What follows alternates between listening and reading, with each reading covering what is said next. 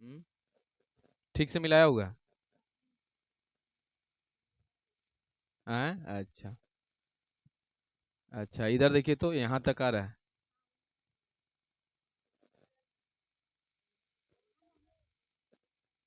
हाँ तब ठीक है। ठीक है ठीक है तब ठीक है। चलिए सुनिए। अ, प्रश्नावली 17 ना। चलिए प्रश्नावली 17 के हम क्वेश्चन 16 से बनाएंगे। ठीक। 16 से बनाएंगे, अभी बता दिए ना 15 के बारे में। ऐसे हम आपको बोले थे कि आप लोग बनाइएगा 20 तक, लेकिन कोई बनाया नहीं। खाली ऐसे ही बोल देते हैं लेकिन कुछ करता उड़ता नहीं है। अंत में हम ही को करना पड़ता है, वहां तक तो हम बोलबे किए थे। 16 वाला क्वेश्चन आप लोग देख लीजिए एक बार। ठीक। देखिए 16 क्वेश्चन में क्या है से। 16 क्वेश्चन में दिया गया है कि किसी अर्धगोलीय ठोस के एक वक्र पृष्ठ एवं आधार क्षेत्रफल का अनुपात लिखिए। किसी अर्धगोलीय, अर्धगोला है ना, अर्धगोला आधा गोला के, है ना, आधा गोला ठोस के वक्र पृष्ठ एवं आधार की, आधार क्षेत्रफल का अनुपात क्या होगा। ठीक। चलिए ये आपका जो हो जाएगा प्रश्नावली, ये आपका 17 हो जाएगा। ठीक। 17 हो गया। ठीक। यहाँ पर चलते हैं हम क्वेश्चन नंबर कितना का बात करते हैं, तो क्वेश्चन नंबर हम कर देंगे 16। ठीक। 16 में देखिएगा, यहाँ पर हमको मानना पड़ेगा, क्या करना पड़ेगा, मानना पड़ेगा। ठीक ना। क्या मानना पड़ेगा, तो त्रिज्या है ना। मान लिया, मान लिया कि अर्धगोला कह रहा है, अर्धगोलीय ठोस, हाँ। मान लिया कि अर्ध, है ना, अर्ध गोलीय ठोस की त्रिज्या, है ना, त्रिज्या, त्रिज्या कितना है, आर, सेंटीमीटर नहीं ना, ये सब है। चलिए आर है, कितना है, आर है ना। अच्छा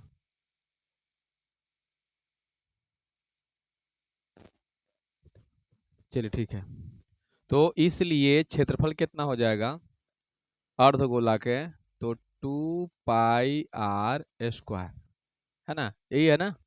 अच्छा अब लिखेंगे कि अब पुनः क्या, तो आधार, आधार के क्या बोल रहा है, आधार के कह रहा है क्षेत्रफल, है ना। तो आधार के क्षेत्रफल मतलब किसका क्षेत्रफल, जल्दी बताइए। वृत्त का क्षेत्रफल, है ना। कहा कि अर्धगोला के कटोरी के ऐसे औंधेंगे तो नीचे वृत्त ना बनेगा। तो आधार, आधार का क्षेत्रफल, त्रिज्या तो दोनों के सेम होगा, है ना। तो कितना हो जाएगा, तो ये आधार का क्षेत्रफल हो जाएगा πr²। बोलिए वृत्त का क्षेत्रफल यही होता है ना, वृत्त के क्षेत्रफल आपका यही होता है। ठीक।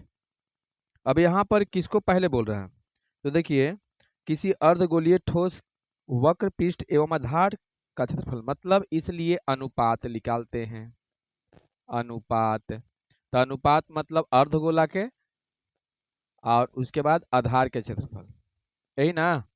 बोलिए क्या होगा, इसका राम नाम सत्य हो जाएगा। तो 2/1 यानी कितना, एक आंसर। आगे है क्वेश्चन नंबर 17, है ना। क्वेश्चन नंबर 17 का देखिएगा। क्वेश्चन नंबर 17 में दिया गया है अर्धगोले और गोले के संपूर्ण पृष्ठ में क्या अनुपात है जबकि दोनों की त्रिज्याएं बराबर है। तो चलिए ये भी आपका आराम से बन जाएगा। यहाँ पर हमको क्या करना पड़ेगा कि पहले मानना पड़ेगा। मान लिया, मान लिया कि, है ना, मान लिया कि गोले, गोले की त्रिज्या, गोले की त्रिज्या कितना है, आर है ना। तो किसका किसका बोल रहा है क्वेश्चन में, और बोल रहा है कि अर्धगोले और गोले के संपूर्ण पृष्ठ में, अर्धगोला और गोले के संपूर्ण पृष्ठ में, है ना। तो पहले हम निकालते, इसलिए अर्धगोला, अर्धगोला का क्षेत्रफल, है ना, तो मेरा हो जाएगा 2 पाई r², एवं दोनों के त्रिज्या बराबर ही है ना। तो एवं कितना हो जाएगा, तो गोले के संपूर्ण, है ना, गोले, गोले के संपूर्ण, संपूर्ण पृष्ठ का क्षेत्रफल बताइए कितना होगा, 4 पाई r²। बोलिए यही होगा ना। अभी इसलिए ये दोनों में अनुपात निकाल लेते हैं। कहाँ भारी है बताओ, तुम सब बनाते नहीं हो। 2 पाई r² बट्टा में 4 पाई r², ये खत्म हो जाएगा। दो दूनी 4, 1/2, यानी कि 1:2। आए 3 अनुपात, अच्छा अर्धगोला दोनों का संपूर्ण बोल रहा है क्या? अर्धगोले और गोले के संपूर्ण, मतलब दोनों के संपूर्ण बोल रहा है। 1 मिनट, दोनों के संपूर्ण बोल रहा है बउआ, तो यहाँ पर 3 हो जाएगा। 3 पाई r², और इसका संपूर्ण हो गया 4। तो बताइए कितना हो जाएगा, 3/, ज्यादा दूर अभी नहीं गया है, 3/4 है ना। तो ये दोनों खत्म हो गया, तो बताओ कितना बचेगा, 3/4। मतलब दोनों संपूर्ण बोल रहा था, दोनों के संपूर्ण बोल रहा था, हम समझे ना कि एक के ऐसी बोल रहा है अर्धगोला, दूसरा का संपूर्ण बोल रहा है, लेकिन दोनों का संपूर्ण बोल रहा था। 3:4 होगा, बोलिए यही होगा ना। चलिए अब हम आते हैं क्वेश्चन नंबर कितना 18। 18 में दिया गया है यदि किसी ठोस गोले के 2 बराबर भाग में काट दिया जाए तो दोनों अर्धगोले को संपूर्ण पृष्ठ का क्षेत्रफल दिए हुए गोले के संपूर्ण पृष्ठ के संपूर्ण पृष्ठ का निम्नलिखित में से कौन सा भाग होगा। फिर से समझ लीजिए, देखिए यदि किसी ठोस गोले के 2 बराबर भाग में बांट दिया जाए ना, चलिए यहाँ पर हम बात करते हैं कि यहाँ पर हम क्या करेंगे, 2 बराबर भाग में बांटेंगे यानी कुछ कोई गोला के। तो बताइए 2 भाग ऐसे बनेगा, बोलिए काट के इस टाइप से बन जाएगा ना। अच्छा बन गया। उसके बाद क्या कह रहा है कि यदि किसी ठोस गोले की 2 बराबर भाग में काट दिया जाए तो दोनों अर्धगोले के संपूर्ण पृष्ठ का योग, है ना, संपूर्ण पृष्ठ का योग, मतलब पहले ही दोनों के हम क्या करते हैं, संपूर्ण पृष्ठ का क्षेत्रफल निकालते हैं। बात समझ में आ रहा है। तो चलिए यहाँ पर हम लिखते हैं कि गोले गोले की, यहाँ पर मानना पड़ेगा ना, मान लेते हैं त्रिज्या ना, दिले तो नहीं त्रिज्या है, दिले है, देखिए तो दिया हुआ है। मान लिया कि गोले, हाँ गोले की क्या त्रिज्या कितना है, आर है, इसलिए, है ना, इसलिए आर है। और उसके बाद लिखते हैं एवं गोले गोले को दो दो बराबर बराबर भागों भागों में क्या किया गया है, तो बांटा गया है, बांटा गया है। इसलिए एक, इसलिए दोनों, दोनों के लिखते हैं, इसलिए दोनों दोनों गोले गोले के संपूर्ण, है ना, संपूर्ण पृष्ठ का क्षेत्रफल, है ना, संपूर्ण पृष्ठ का क्षेत्रफल। तो ये पहले बताइए कि एक अर्धगोला के संपूर्ण पृष्ठ का क्षेत्रफल कितना होता है।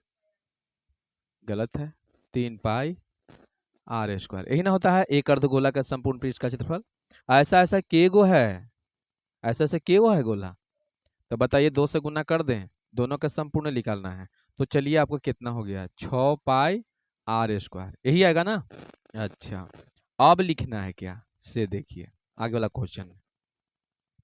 आगे वाला क्वेश्चन में है कि दोनों अर्धगोले के संपूर्ण पृष्ठ का योग दिए हुए गोले के पृष्ठीय क्षेत्रफल का निम्नलिखित में से कौन सा भाग होगा।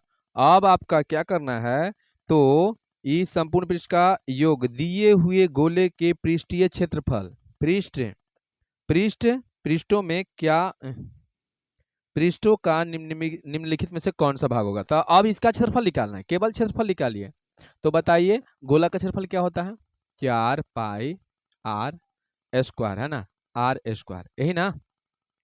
तो कितना, 3/, कितना होगा भाग पूछ रहा है। तो क्या करना है कि आपको देखिए तो 2/3 दिया हुआ है, हाँ कि 3/2 दिले हैं, बट्टे में देगा।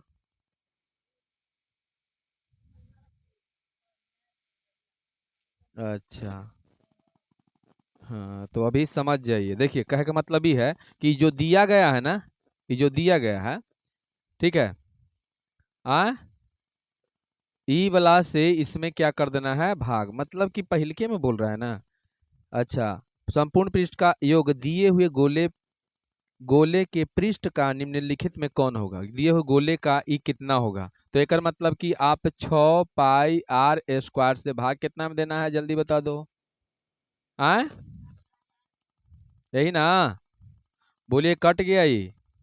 2 से 2 दूनी 4, दूतियाई 6, मतलब 3/2। तो 3/2, 3 में के हिस्सा, 2 हिस्सा। तो 3 के 2 हिस्सा को क्या कहते हैं, डेढ़ कहते हैं कि नहीं, डेढ़ बोलते हैं ना। तो डेढ़ा हो गया, इसलिए आपका आंसर केमा हो जाएगा। बोलिए पहला, हो तो गया।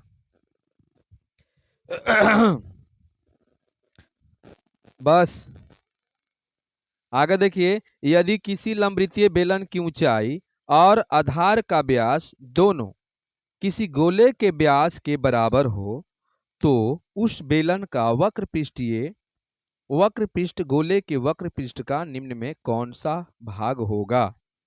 ध्यान से सुनिए, हल्ला कोई नहीं करेगा, हल्ला मत कीजिए। किसी शंकु सॉरी यदि किसी लंबवृत्तीय बेलन की ऊंचाई और आधार का व्यास दोनों किसी गोले के व्यास के बराबर हो, गोले के व्यास के बराबर, तो बउआ पहले हम क्या करते हैं, गोला के त्रिज्या मान लेते हैं। चलिए केमा क्वेश्चन, 19वां, है ना। चलिए लिखते हैं, मान